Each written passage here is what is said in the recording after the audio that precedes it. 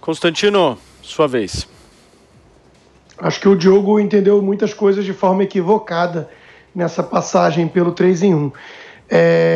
Nunca fui anti-vacina, mas nunca aceitei vacinação obrigatória e sempre chamei atenção para riscos eventuais de vacina que estão em fase de experimentação, mostrando a diferença de postura disso em relação a pessoas que demonizam a possibilidade do tratamento precoce, né? Que aí sim é pouquíssimo risco, né? Quanto a lockdown, continuo compartilhando os estudos que mostram a sua ineficácia, inclusive de uma insensibilidade ímpar para com as pessoas que dependem do trabalho para sobreviver. A frase do presidente Bolsonaro foi muito feliz nessa semana quando ele disse que trabalho essencial é aquele que coloca o pão na mesa de casa, né? Então, veja, o Wall Street Journal, né, um jornal sério, ao contrário de New York Times e outros panfletos de esquerda, o Wall Street Journal tem hoje um editorial que diz exatamente assim: crise perpétua, o lobby do lockdown insiste apesar da vacina. Ou seja, hoje, antes a narrativa era lockdown para 15 dias, depois a gente vê achatar a curva e impedir colapso do sistema. Hoje o lockdown virou uma solução, né? E tem a vacina, né? Tem a vacina, já começou a vacinar e tudo. São Paulo é o estado do senhor gestor da saúde, da ciência da vacina, né? E até quando vamos continuar com isso? Então, estão levando o povo, a população, ao desespero. Hoje, mais cedo, eu entrevistei um dos líderes desses caminhoneiros, né? E fica evidente o grau de desespero. E não obstante tudo isso, né, impedi-los de trabalhar, aumenta imposto o governo, no meio da pandemia, aumenta imposto. Né? Se alguém me dissesse que é uma conspiração para ferrar com a vida dos paulistanos, eu ia acreditar. Mas não, é a gestão João Agripino Dória. Né?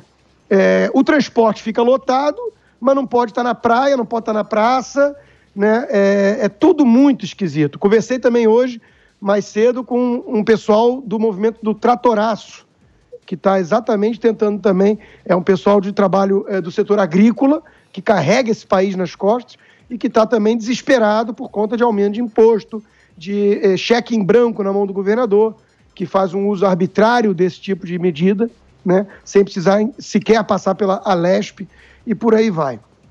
Olha só, nós temos algumas chamadas hoje, e isso mostra o grau de politização em que chegou a pandemia, né?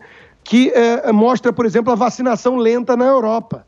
E a própria OMS reconhecendo que esses números todos refletem uma tendência global. Mas, de repente, o Brasil virou o grande problema à parte. Temos uma outra notícia de que a Áustria e Dinamarca, dois países europeus ricos, avançados, desenvolvidos, estão se unindo a Israel para tentar acelerar a vacinação na Europa, né? Então, de repente, essa narrativa toda de que falta, entre aspas, vacina no país que é o 6º que mais vacinou no mundo, é culpa do presidente Bolsonaro, né? E isso não é politização, imagina.